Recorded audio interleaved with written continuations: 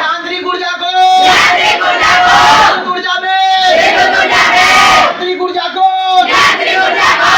ऊर्जा में देता है। विद्युत जनित्र कहते हैं या डायनेमो कहते हैं। क्या कहते हैं? इसका सिद्धांत देखिए, यह विद्युत चुंबकीय प्रेरण के सिद्धांत पर काम करता है। यह विद्युत चुंबकीय प्रेरण के सिद्धांत पर विद्युत चुंबकीय प्रेरण के सिद्धांत पर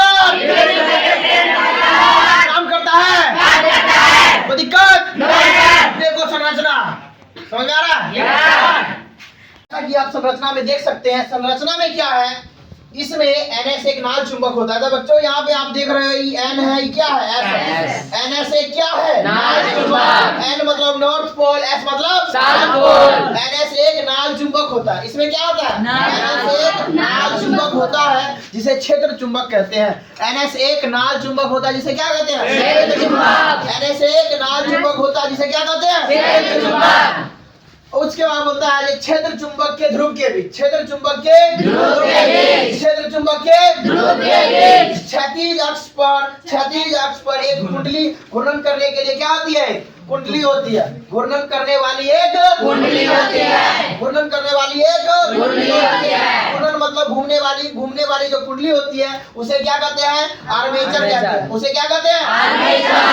आर्मेचर की कुंडली पर अनेक फेरे होते हैं। आर्मेचर की कुंडली पर अनेक फेरे होते हैं। आर्मेचर की कुंडली पर अनेक फेरे होते हैं। ये जो आर्मेचर देख रहे हो इसकी कुंडली पर क्या होते हैं? अनेक फेरे होते हैं। आर्मेचर की कुंडली पर क्या होते हैं? अनेक फेरे होते हैं। जो नरम लोहे की पट्टी पर लपेटी रहती है, जो नरम लोहे की पट्टी पर क्या होती है? लपेटी रहती है। इसके बाद देखते हैं बच्चों जिसे आर्मेचर का क्रोड कहते हैं। जिसे क्या कहते हैं? आर्मेचर का क्रोड।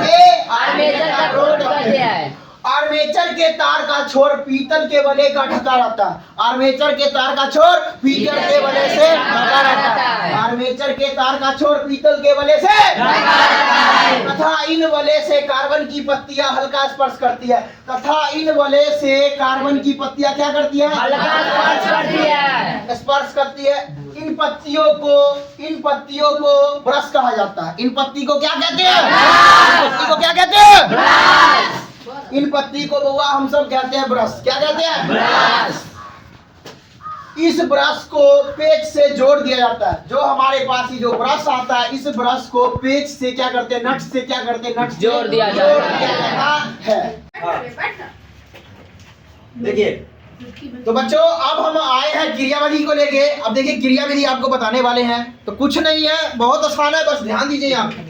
क्रियाविधि क्या है? जब आर्मेचर को बाहरी स्रोत से घुमाया जाता है, जब आर्मेचर को बाहरी स्रोत से घुमाया जाता है, जब आर्मेचर को बाहरी स्रोत से घुमाया जाता है तो कुंडली का तल चुंबकीय क्षेत्र के लंबवत होता है। जब आर्मेचर को बाहरी स्रोत से घुमाया जाता है तो कुंडली का तल चुंबकीय क्षेत्र के क्या होता है? लंबवत। चुंबकीय क्षेत्र के लंबवत।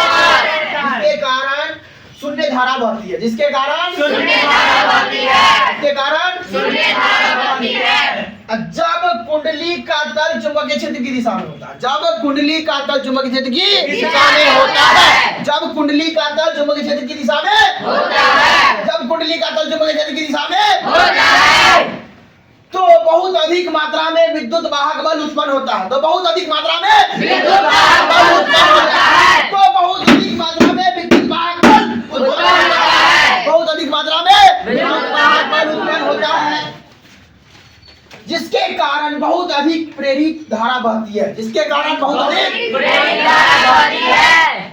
कुंडली का सिरा AB और तथा CD। कुंडली का सिरा AB तथा CD ऊपर से नीचे, ऊपर से नीचे तथा नीचे से ऊपर, ऊपर से नीचे, नीचे से ऊपर, ऊपर से नीचे, नीचे से ऊपर बार-बार होती रहती है। क्या होती है? ऊपर नीचे होती रहती है जिसके कारण धारा की दिशा एवं परिमाण बदलती रहती है। जिसके कारण धारा की दिशा एवं परिमाण बदलती रहती है। धारा की दिशा एवं परिमाण बदलती रहती है।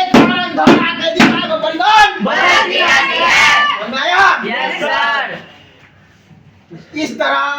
जो धारा होती है, जो हमें धारा प्राप्त होती है, उसको कौन सी धारा बोलते हैं? AC current. क्या बोलते हैं? AC current.